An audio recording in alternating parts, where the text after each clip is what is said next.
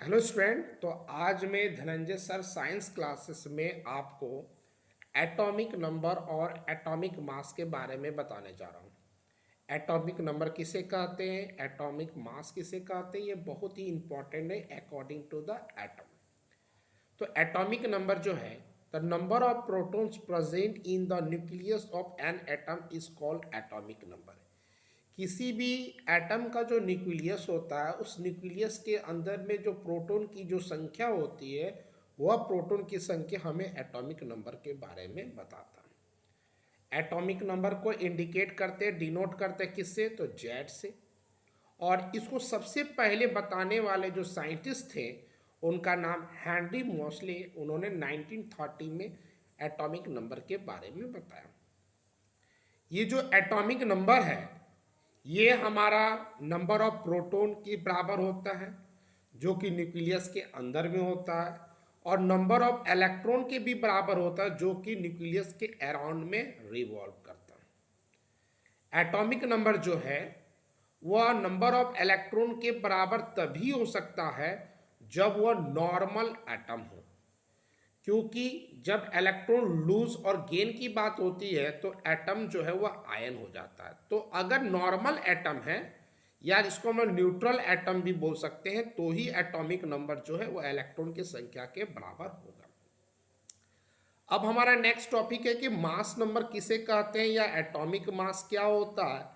तो किसी भी न्यूक्लियस के अंदर में जो प्रोटॉन की संख्या होती है, वह तो हमें बता दिया एटॉमिक नंबर। और किसी भी न्यूक्लियस के अंदर में प्रोटॉन के साथ न्यूट्रॉन की भी संख्या को अगर हम ऐड कर देते हैं, तो total number of protons and neutrons present in the nucleus of an atom is called its mass number. और मास नंबर को किससे इंडिकेट करते हैं, तो ए से। और मास नंबर जो होता है वह इक्वल होता है किसके बराबर, तो प्रोटॉन और न्यूट्रॉन की संख्या के बराबर। Mass number is equal to number of protons plus number of neutrons.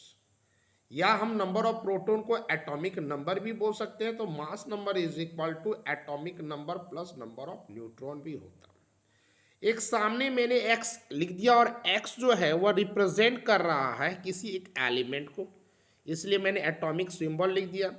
और x के ऊपर में आप देखो यहाँ a लिखे, a मतलब एटॉमिक मास और z मतलब एटॉमिक नंबर।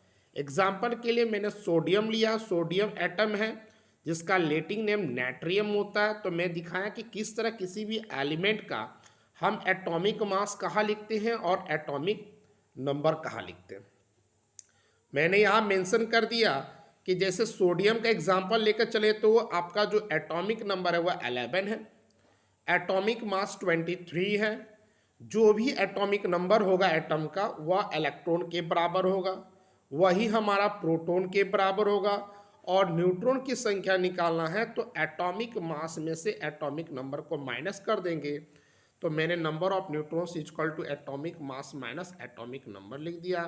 23 में से 11 डैट मीन्स 12 हो गया। तो मास नंबर और एटॉमिक नंबर के बारे में बता दिया, और साथ ही साथ बता दें किसी भी एलिमेंट का एटॉमिक नंबर और मास नंबर मालूम है तो इलेक्ट्रॉन, प्रोटॉन और न्यूट्रॉन कैसे निकाल सकते हैं। आज के लिए इतना, थैंक यू।